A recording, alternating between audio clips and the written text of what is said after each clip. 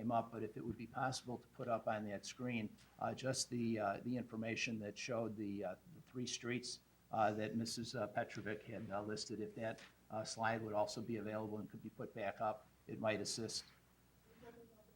Yeah, the plat book that would show the site right there. And while they're working on that, Mr. Risto, just so there's no misunderstanding, the council can place, assuming the motion passes as is currently drafted, Alderman Winger added a condition that the sign would immediately or prior to opening be replaced. That 18-month grace period would not apply in this situation as a condition of the special use. If that is a condition, I'm sure that everyone would agree and comply with that requirement. Please proceed. Thank you very much. And again, if you want to walk away from the podium, you're going to need to use the portable.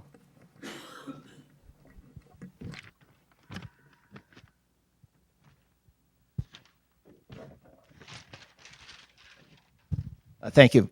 In researching the properties and the uses that are currently in place, we found out some interesting things. First of all, in the earlier speech this evening and the earlier recommendation by Attorney Subak, I think the terms fairness and compassion were very important, and I think that that's been evidenced by the individuals that we've been working with on the village side, specifically Mr. Ross Clicker, who I've been working with and talking to on this process. He's been very helpful in having us know the proper procedures to follow and in directing us on the zoning itself. To put this in perspective, because I'm sure that many people are here tonight that may have signed this petition but may not have attended the first meeting or the second meeting. In fact, there are individuals here that may not have all the particulars, but basically we have a 5,000 square foot space here. Of that 5,000 square foot space, the front half, from what we understand and what we've been told, is in complete compliance because it's going to be selling retail items, which is what the desire of the village would be to generate sales tax. So that would be accessories and that would be apparel in the front half of the building, approximately 2,500 square feet.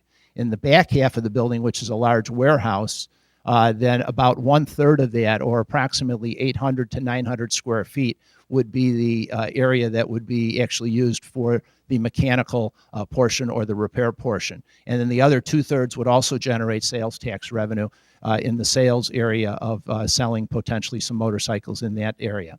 So we're really talking about a fairly small portion of the space itself to be utilized in that capacity, probably 800 square feet. That space itself is not going to be open for repairs. The repairs are going to be completed within a walled-off section there, and that section, which will go from floor to ceiling and of course meet all building code requirements of the city, will also provide a buffer there for silencing any of the noise elements that might come. Let's be very frank here. There are no perfect tenants. Any tenant that's out there is going to be creating some issue for someone along the way. If you drive a vehicle of any kind, you create some noise. And I think all the residents here in Wooddale should understand that, know that, because we have a very active, busy street there on Irving Park Road. We have Route 83 no more than 3 blocks away from the property. We also have airplanes overhead and a train no more than 300 feet away from the property. So as we talk about these noise issues, a lot of it comes down to what is something that's going to be suitable to the environment where this property is located. And that's why I want... You're going to have to wrap it up. We have a 5-minute rule, and you're at about 8 right now. I'm sorry. Okay. What we'll do is finish up very briefly and just identify 3 properties that are right here and that are very close to the property itself. Property number 1 is Charter One Bank. We stopped in at Charter One Bank. They generate potentially between 500 and 1,000 transactions per day, and they have 4 drive-through lanes. So there's automobiles, there's motorcycles, there's trucks going right through there, adjacent to residential property, 1 block away from our property. Foremost Liquors, which was next door to the property, has hours that go till 10 o'clock 5 days a week, and then until midnight on Friday nights and Saturday nights. So there's a lot of activity that's created in this district, and a lot of noise, that's going on from that already. Our goal here is to minimize that and to make sure that we get a business use that's not going to be as active potentially as some of the others that are there. The last one I wanted to mention was the Marathon Station, which is on the corner there at Ash and on Irving Park Road. I talked to the proprietor there. They average about 50 customers per hour and are open from 6 o'clock in the morning until 10 o'clock in the evening. So potentially that's 500 customers a day. They have 5 bays to do auto repair and effectively have a lot of customers coming in. Even motorcycles are coming in on a daily basis to be able to purchase gasoline at that location.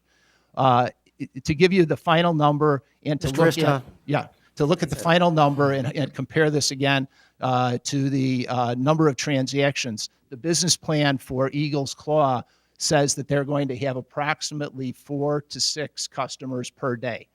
So when we look at hundreds and thousands of vehicles coming in and out of these adjacent businesses, having 4 to 6 customers a day in the repair section, which is part of their business plan, and we start with 0, of course, because it's a new business, that puts us in a position where we're going to have a very, very minimum impact at that location. So thank you very much for giving me the opportunity to speak this evening. Thank you, Mr. Risto. Does anyone else wish to speak for or against? Ma'am, if you go to the podium and give us your name, please. My name is Christina Elster and I live on 53-ish. And listening to this gentleman, it seems like all the noise, we got those cars on the Irving Park, we got the planes, we got the train, which our house is shaking. Seems like it's, what the heck, we can add another noise to the spot and it's not gonna bother us. It's already bothering us for so many years. There's gonna be another runway going with the planes over our homes. So now you're adding another more noise, and we know how Harley Davidson make noise because we have them coming down on streets a couple times a year, and you can hear them from all the way 3 or 4 blocks, and that's a noisy bike. It's not the noise of the car, it's completely different noise. It was here passing one on Irving Park, we are in the house, windows are closed, and we can hear the bike. But if they're gonna be fixing, they have to work on those bikes to make sure they're working right, so that's gonna be generated noise. And because we already got noises from train, from planes, automobiles, that means you have to add another one to us.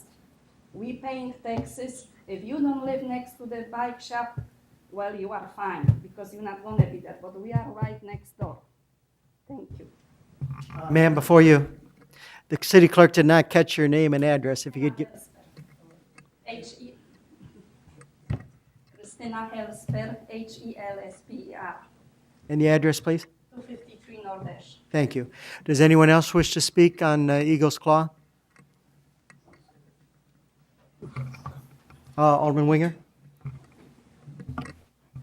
The only thing I was going to add is that I'd be willing to retract the replacement of a monument sign in front, and it would be immediate removal of post sign, and that the petitioner could work with the building department to determine what type of replacement would go where. Oh, so you're suggesting to amend the amendment, withdrawing, you still want the pole sign removed immediately, but not replacing it with a monument at this time? Correct, like to be determined with the building department on what replaces it. All right, does the movement agree? Alderman Shaki? Yes. Mr. Cadella? Yes. Very good. Alderman Wesley? Can we go back to, there was a discussion tonight, which I never even knew this was coming up tonight, repairing motorcycles and lawnmowers. Where did that come out of? Mr. Boyd? Originally, when Mr. Edwards began this process of building his business plan, one of the comments that he made to some people was that if you brought your motorcycle to him for repair, and you had a lawnmower that also needed repair, or you had another item in your house that had a motor that needed repair, he could fix it, and he would be willing to fix it. We're not opening up a lawnmower repair shop. We're not opening up a snowblower repair shop. The primary emphasis of this business is motorcycles. Okay. May I follow up, Mr. Mayor? I have 2 other questions. Alderman Wesley? And he did say that he would also fix 4-wheel drive vehicles when he came in the last meeting and snowmobiles. My question is now, with the trailers that are, they going to tow them in there, I mean, let's face it. You know, they drop off, then they park the trailer or whatever. Now we're going to have those trailers in the drive alley too. The other thing is I'm really now concerned and really confused now with all this parking going on. You know, this man tells me, yeah, we got the approval park at the liquor store. We got the approval park there. You know what? I'm sorry, that don't drive with me. You have no documentation saying that you got the approval for that. You're telling me he's only going to have 3 to 4 customers a day? I don't think that's going to happen. So this has turned this whole thing around far I'm concerned, because the parking issue is now an issue for me. Because going over there, the sign, yeah, the sign's coming down, I agree. He tells me 3 to 4 customers a day, never going to happen. Because if he only has 3 to 4 customers a day, he might well take his business hour because he ain't going to make it, okay? You know, parking, you cannot park in another private property unless you got the approval, or else the fire or the police department is get a phone call over, that vehicle is going to be towed out of that vehicle, out of that parking lot. I'm sorry, I don't buy that. And I got a feeling it's going to start parking on residential streets, and I'm not going for it. I'm sorry. That changed. Any other comment? Alderman Knight? Yeah, okay, this thing's been going back and forth. What is the motion? Complete, please. Hopefully the clerk can restate the motion. Okay.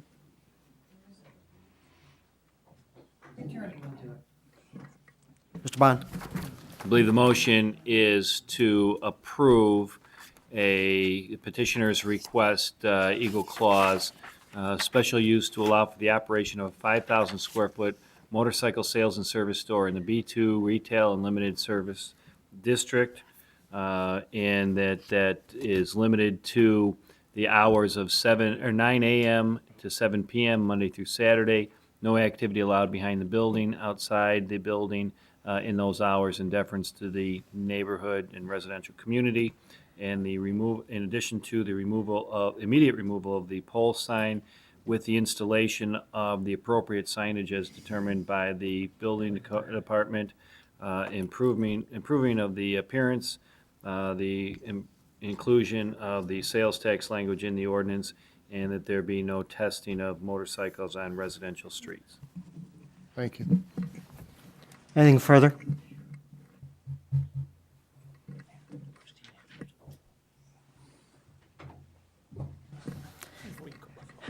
Anything further? Roll call. Alderman Luaton? No.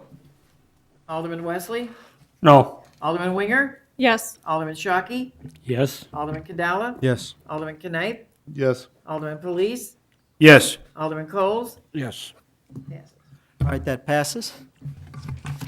That brings us to Public Health, Safety, and Judiciary. Alderman Coles. No report. Public Works, Alderman Winger. I'm sorry. Okay, the first item is city services furniture purchase. So I make a motion to approve the city services furniture purchase as noted in the memorandum received at our committee meeting. I'll second it. Anything further? Is that Alderman Coles? Okay. All in favor? Is this roll call? There's no amount here. All in favor, say aye. Aye. Opposed? Motion carries. Next item is item number 2, the revised intergovernmental agreement. I make a motion to approve the Mill Road Sidewalk Project Intergovernmental Agreement revision. Is there a second? Second. On the question? All in favor, say aye. Aye. Opposed? Motion carries. That concludes my report. Finance and Administration. report. Alderman Wesley. Community and Economic Development, Alderman Lewiton. There'll be no report tonight. That brings us to other business. The first item is under item 6, that was under the omnibus, a resolution of the City of Wooddale approving senior housing with mixed-use commercial development. Is there a motion to approve? I'll make a motion to approve. Is there a second? Second. On the question, Alderman Cadella? I believe the resolution is missing the word affordable, and I thought that that was one of the goals and hopes that city council had, that this would be affordable senior housing. It is listed as, or shown as affordable housing on our agenda, but not on the resolution. I would like that word added in there, if possible, please.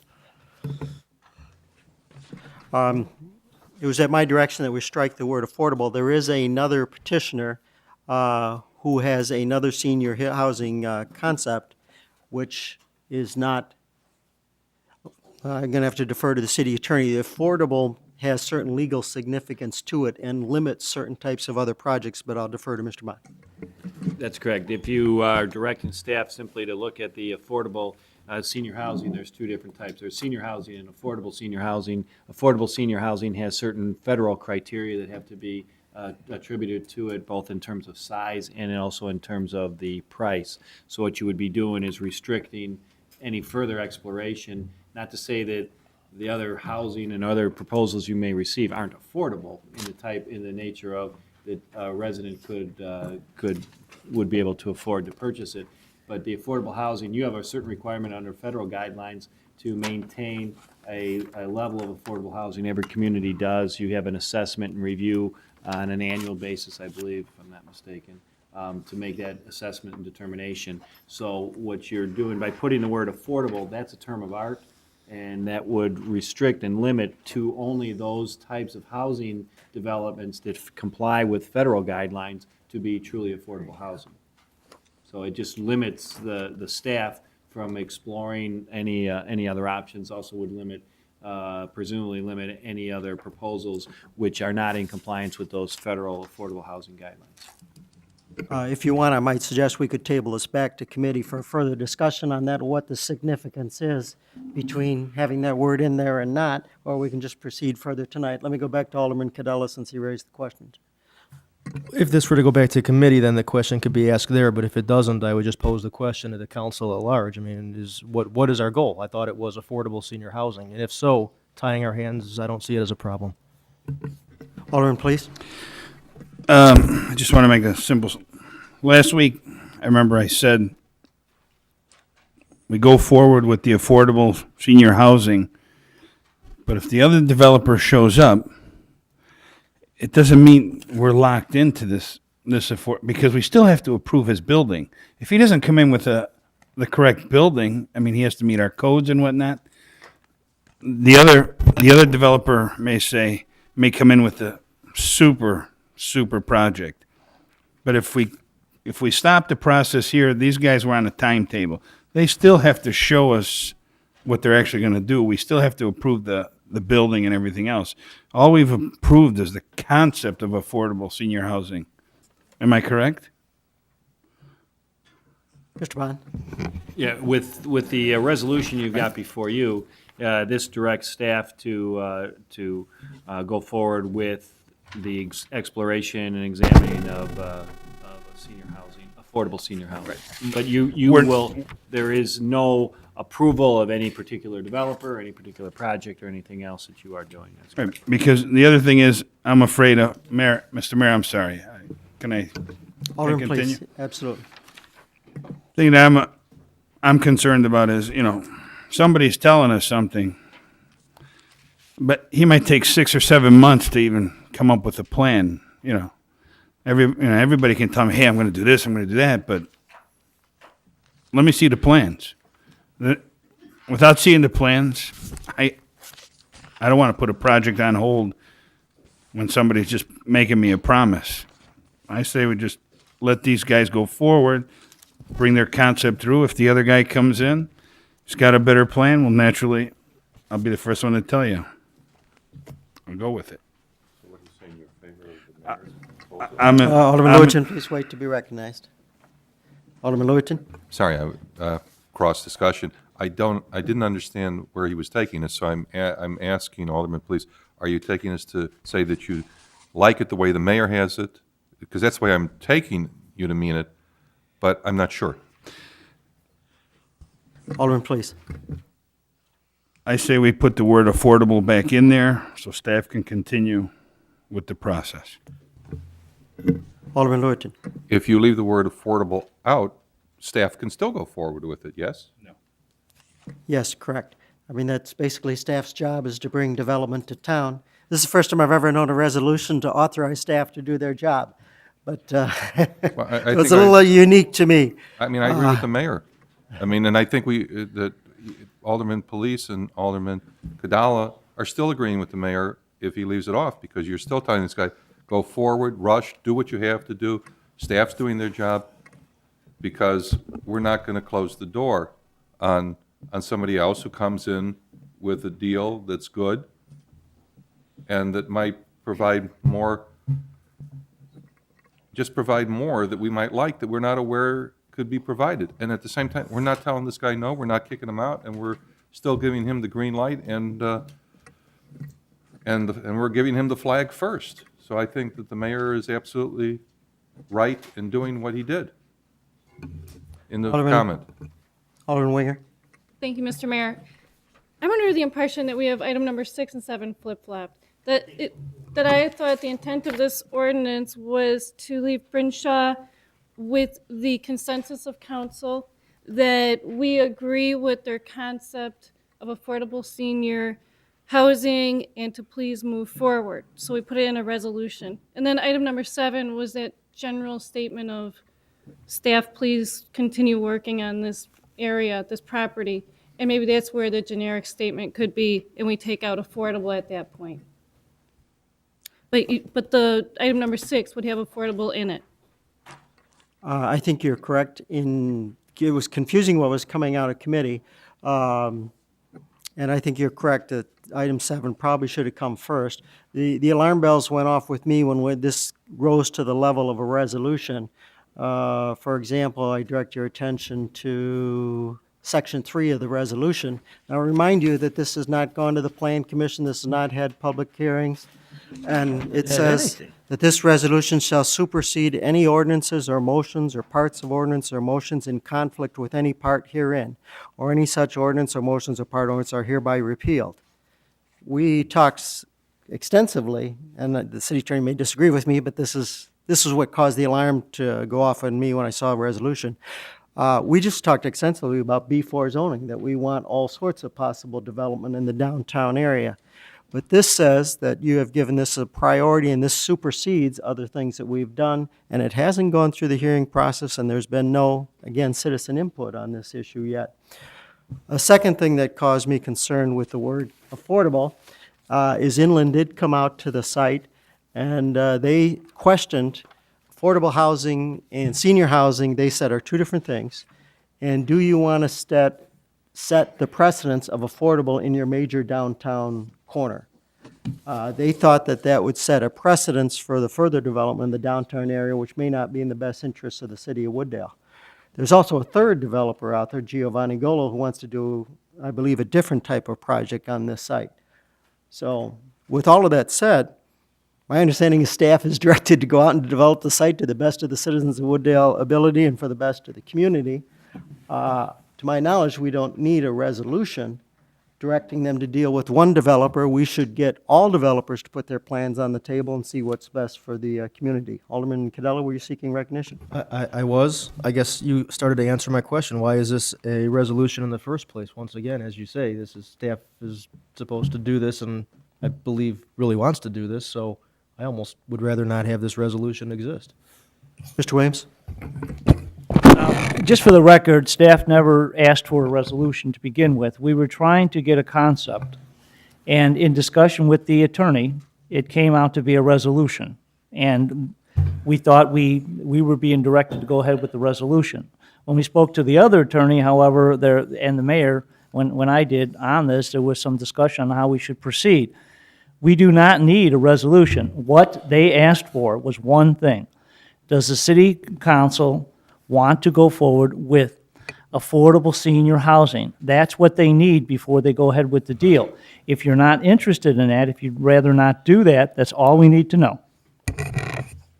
And that brings me back to Alderman Winger's point. I think the intent coming out of committee was we wanted staff to go forward with Grinshore and pursue the possibility of affordable housing. Personally, I think the resolution takes it one step too far. Alderman Wesley. Mr. Mayor, and with all the conversations going on that, I make a motion that we strike the resolution and go back to, or is there a motion on the floor? Actually, if the movement wants to withdraw the motion, Because was, I believe, Alderman Knipe or Cadella? Alderman Knipe? I did the second. I did Alderman I Coles? did the motion. I will draw the motion then. Alderman Knipe, do you agree? Yes. Okay. So then I make the motion that we strike the ordinance now until we do some more investigation into this. At this point, there's nothing pending on the table. Okay? So if there is no motion on item 6, then we'll move on to item 7. Alderman Coles? All we agreed on last week was to allow them to come up with a plan. We didn't tell them that we were going to give them the thing. All we did was ask them to come up with a plan. If there's other people that want to come up with a plan, let them come up with a plan. That's what we voted on last week. We didn't vote on any resolution. We didn't vote on anything like that. All we voted on was a plan to them come up. And that's what, we're just fighting, everybody's fighting against each other. And all it was just to allow them to come up with something.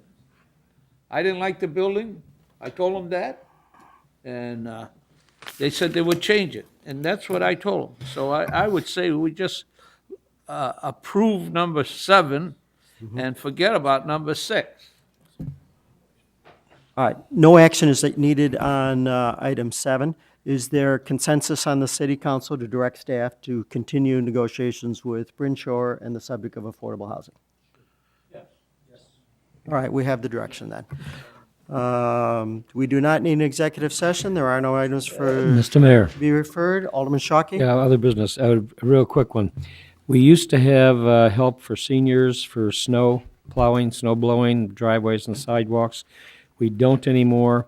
I've talked to Police Chief Benowitz this evening, and we will be looking into high school members who do it for graduation for the time they need. We suggest that our residents check with their church, and we'll be checking with Addison Township. We will hopefully find by the next meeting, and even beforehand, if you call City Hall, some ways of helping the senior citizens who cannot shovel their own snow. Thank you. Again, I want to wish everybody a Merry Christmas, Happy Hanukkah, Happy Holidays. May I have a motion to adjourn? Is there a second? All in favor, say aye. Opposed, motion carries. What? Chris Kringle? I stand corrected.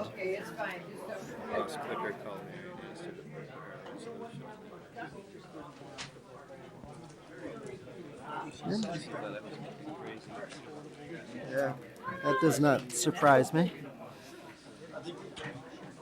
Did you tell him about the fence company that was okay?